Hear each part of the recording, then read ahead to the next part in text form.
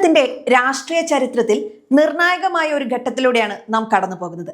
2026 നിയമസഭാ തെരഞ്ഞെടുപ്പിൽ ഇടതുപക്ഷത്തെ തൂത്തെറിഞ്ഞ് UDF ഭരണത്തിലേക്ക് തിരിച്ചെത്തിയിരിക്കുന്നു.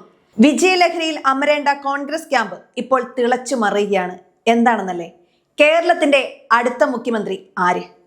VD Satheesan, Ramesh Chennithala, KC Venugopal എന്നീ പേരുകൾക്കിടയിൽ ഹൈക്കമാൻഡ് വലയുമ്പോൾ യുവനേതാവ് ഷാഫി പറമ്പിലെടുത്ത നിലപാടാണ് ഇപ്പോൾ കേരള രാഷ്ട്രീയത്തെ ഞെട്ടിച്ചിരിക്കുന്നത്.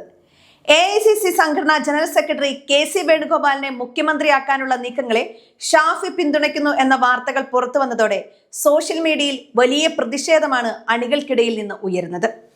ഷാഫിയെ പോലൊരു യുവനേതാവ് എന്തിനാണ് ഗ്രൂപ്പ് രാഷ്ട്രീയത്തിന് കൂട്ടുനിൽക്കുന്നത്? എന്താണ് ഈ നീക്കത്തിന് പിന്നിലെ രഹസ്യം?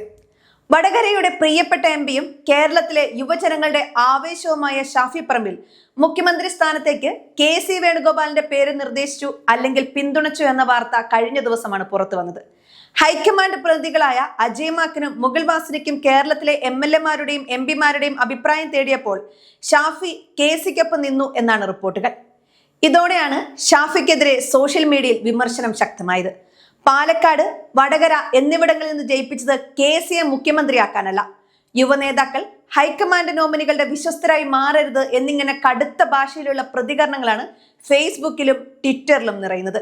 VD സതീശൻ അനുകൂലികൾ ഷാഫിക്കെതിരെ രംഗത്തെത്തിയിട്ടുണ്ടെന്നും റിപ്പോർട്ടുകളിൽ നിന്നും വ്യക്തമാകുന്നു. എന്തുകൊണ്ടാണ് KC വേണുഗോപാലിനായി ഇത്രയും വലിയൊരു നീക്കം അണിയറയിൽ നടക്കുന്നത്? ഇതിന് കൃത്യമായ ചില രാഷ്ട്രീയ കാരണങ്ങളുണ്ട്. രാഹുൽ ഗാന്ധിയുടെയും മല്ലികാർജുൻ ഖാർഗെയുടെയും ഏറ്റവും അടുത്ത വിശ്വസ്തനാണ് KC. ദേശീയ തലത്തിൽ പാർട്ടിയെ നിയന്ത്രിക്കുന്ന അദ്ദേഹം കേരളത്തിന്റെ ഭരണം ഏറ്റെടുക്കുന്നത് ഗുണകരമാകുമെന്ന് ഒരു വിഭാഗം വിശ്വസിക്കുന്നു. ഷാഫി പറമ്പിലിനെ കൂടാതെ കൊടിക്കുന്നിൽ സുരേഷ്, ബെന്നി ബെഹനാൻ, അടൂർ പ്രകാശ് തുടങ്ങിയ മുതിർന്ന MP-മാരും KCക്ക് പിന്നിൽ അണിനിരന്നിട്ടുണ്ട്. എന്നാൽ കേരളത്തിലെ സാധാരണ പ്രവർത്തകർ ചോദിക്കുന്നത് മറ്റൊന്നാണ്. ഡൽഹിയിൽ നിന്ന് കെട്ടിയിറക്കുന്ന ഒരാൾക്ക് കേരളത്തിലെ സാധാരണക്കാരന്റെ പ്രശ്നങ്ങൾ എങ്ങനെ മനസ്സിലാകും? ഈ ചോദ്യമാണ് സോഷ്യൽ മീഡിയയിൽ ഷാഫിക്കും KCക്കുമെതിരെ ഉയരുന്നത്. എന്നാൽ KC വേണുഗോപാൽ രാജ്യത്തിന്റെ പലയിടങ്ങളിൽ ഓടി നടന്നുകൊണ്ട് കോൺഗ്രസിനെ ചേർത്ത് പിടിക്കാൻ നടത്തിയ ശ്രമങ്ങളും ആരും കാണാതെ പോകരുതെന്ന വാദവും സോഷ്യൽ മീഡിയയിൽ ചർച്ചയായിട്ടുണ്ട്. കഴിഞ്ഞ 5 വർഷം പ്രതിപക്ഷ നേതാവെന്ന നിലയിൽ പിണറായി സർക്കാരിനെതിരെ അഹോരാത്രം പൊരുതിയ നേതാവാണ് VD സതീശൻ. പിണറായി വിജയനെതിരെ പല വാർത്തകളും പുറത്തു കൊണ്ടുവന്നതിൽ സതീശന്റെ പങ്കും വലുതാണ്. അതുകൊണ്ട് തന്നെ ഒരു വലിയ വിഭാഗം പ്രവർത്തകർ സതീശൻ മുഖ്യമന്ത്രിയാകണമെന്നാണ് ആഗ്രഹിക്കുന്നത്. സതീശന്റെ തട്ടകമായ പറവൂരിൽ പോലും KC വേണുഗോപാലിന് അനുകൂലമായ ഫ്ലെക്സുകൾ ഉയർന്നത് വലിയ പ്രതിഷേധത്തിന് കാരണമായിരുന്നു. VDS കേരളം ഭരിക്കട്ടെ, ഷാഫി കോൺഗ്രസിനെ നയിക്കട്ടെ എന്ന ഫ്ലെക്സുകൾ പള്ളുരുത്തിയിൽ പ്രത്യക്ഷപ്പെട്ടത് ഇതിന്റെ സൂചനയാണ്.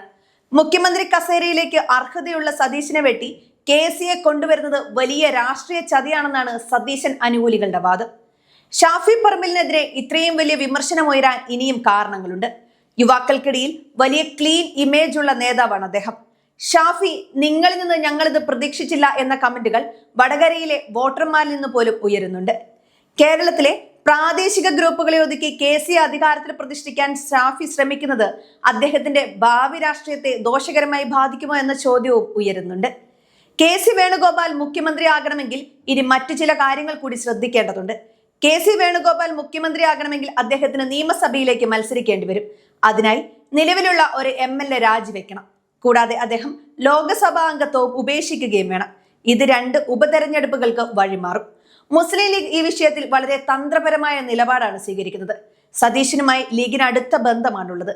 KCയുടെ വരവിനെ ലീഗ് പൂർണ്ണമായും സ്വാഗതം ചെയ്യുമോ എന്നത് കണ്ടറിയണം. സീനിയോറിറ്റിയിൽ താനാണ് മുന്നിലെന്ന ഉറച്ച വിശ്വാസത്തിലാണ് ചെന്നിത്തല. ഉമ്മൻചാണ്ടിയുടെ വിയോഗത്തിന് ശേഷം പാർട്ടിയെ മുന്നോട്ട് കൊണ്ടുപോകാൻ തനിക്ക് അവകാശമുണ്ടെന്നും അദ്ദേഹം വാദിക്കുന്നു. ഇതും തള്ളിക്കളയാൻ സാധിക്കില്ല. കേരളത്തിലെ കോൺഗ്രസ് ഇപ്പോൾ ഒരു വഴിത്തിരിവിലാണ്. 102 സീറ്റുകളുടെ ഭൂരിപക്ഷത്തിൽ ലഭിച്ച ഈ വലിയ വിജയം ആഘോഷിക്കേണ്ട സമയത്ത് അധികാരത്തിനായി നേതാക്കൾ പരസ്യമായി പോരടിക്കുന്നത് ജനങ്ങൾക്ക് മോശം സന്ദേശമാണ് നൽകുന്നത്. ഷാഫി പറമ്പിലിനെ പോലെയുള്ള യുവ നേതാക്കൾ ഹൈക്കമാൻഡിന്റെ താല്പര്യങ്ങൾക്ക് മുൻഗണന നൽകുമ്പോൾ താഴെ തട്ടിലുള്ള പ്രവർത്തകരുടെ വികാരം അവർ മറന്നു പോകുന്നുണ്ടോ? KC വേണുഗോപാൽ മുഖ്യമന്ത്രിയാകുമോ അതോ VD സതീശനോ ചെന്നിത്തലയോ അമരത്തെത്തുമോ? ഡൽഹിയിൽ നിന്നുള്ള പ്രഖ്യാപനം ഉടൻ ഉണ്ടാകുമെന്നാണ് സൂചന. എന്തായാലും ഷാഫി പറമ്പിലിന്റെ ഈ നീക്കം കേരള രാഷ്ട്രീയത്തിൽ പുതിയൊരു ഗ്രൂപ്പിന് ജന്മം നൽകാനുള്ള സാധ്യതയും തള്ളിക്കളയാനാവില്ല.